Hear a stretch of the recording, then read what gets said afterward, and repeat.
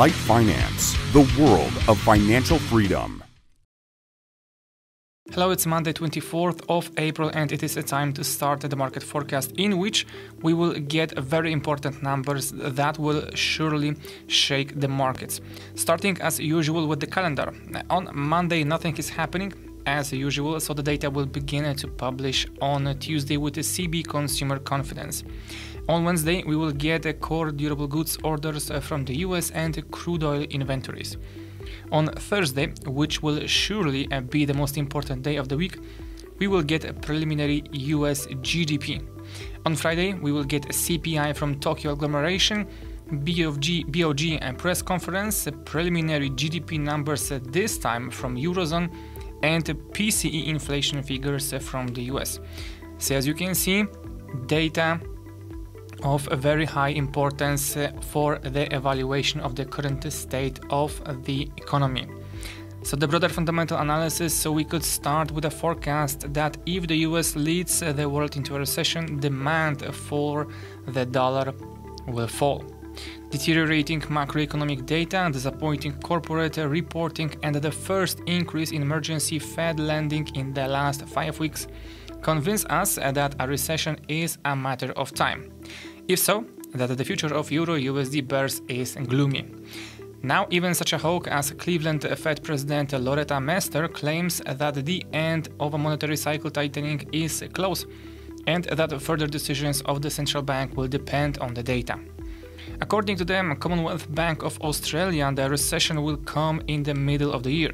Although inflation remains elevated, the impact of monetary restrictions on the economy with a time lag gives hope that this problem will be resolved. According to Wall Street experts, the profit of the S&P 500 companies in the first quarter will fall by 6.4%. From January to March 2022, it increased by 10%. At the same time, disappointing corporate reporting forced 11 out of 12 stock indexes sector to collapse during the trading session of April 20. Tesla stocks sank 10% after releasing information about a 24% profit drop. So another negative news contributed to the fall of the S&P 500, the Treasury's yield and the US dollar.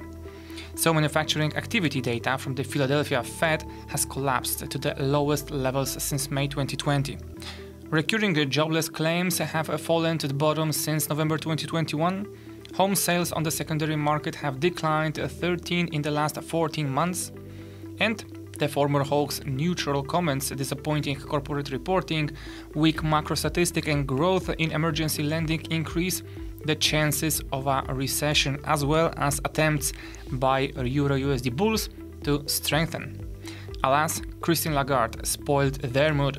The ECB had unexpectedly announced the end of the monetary restriction cycle. According to her, the central bank has already added a significant amount of restrictions and there is still some work to go ahead. It will depend on a number of factors including financial problems.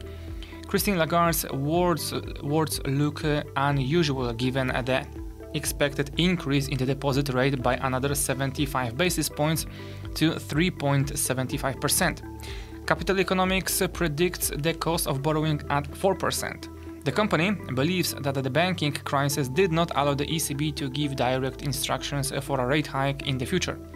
However, the situation has now stabilized, so the central bank can continue what it started. As for the price prediction, apart from fundamentals, I should say that there is a chance for a short-term pullback.